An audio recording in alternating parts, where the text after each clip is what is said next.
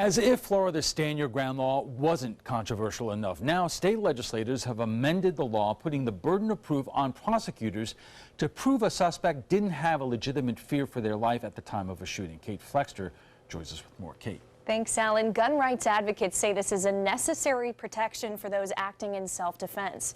But opponents worry this new law could embolden gun owners to shoot before thinking. Do you regret what happened? It made national headlines when a 74-year-old retired Tampa police captain named Curtis Reeves shot and killed Chad Olson during an argument in a movie theater. Reeves said he felt threatened and was simply standing his ground. I realized that I was in a life or death struggle. But Olson's widow says Reeves was the only threat. He was steps above us, the other guy. He was towering over us. How is that a threat? In a pretrial hearing, the judge rejected Reeves' use of the stand your ground defense, and he now faces trial for second-degree murder. But it's that gray area that's at the heart of so many of these stand your ground cases. The law allows people to use deadly force when they fear death or great bodily harm. And up until now, it was up to the person who pulled the trigger to prove why they were in fear for their life.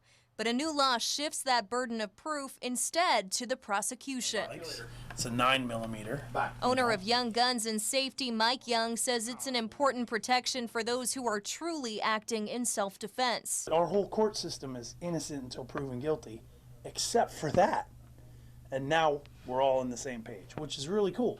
The law, says Young, allows you to protect yourself when all else fails. We have to be able to defend ourselves and those around us, right?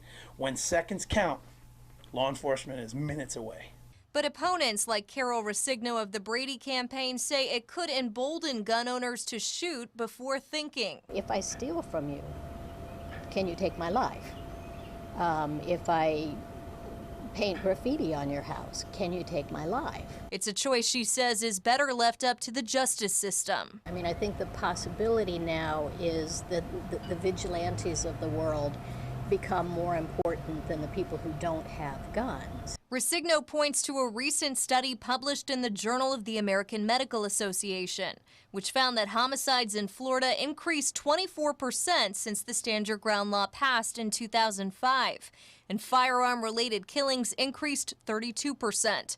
She worries we could see those numbers go up even more. Sarasota defense attorney and former prosecutor Jeff Young says that's unlikely. Even if you give them more protections in court, I can guarantee you when you're faced with that situation on the street, the last thing that's going through your mind is what's going to happen at the preliminary hearing at the state attorney's office now that they have the burden. But he says it will relieve the pressure on the defense and force the state attorney's office to take a closer look at each case before deciding to file criminal charges. You don't have to call your own witnesses and present your own evidence. They have to do all that stuff before you have to do anything. Young admits it's a right that can be abused, but says it's one that each person deserves. You have people, bad apples in every bunch, but it doesn't make the whole collective bad.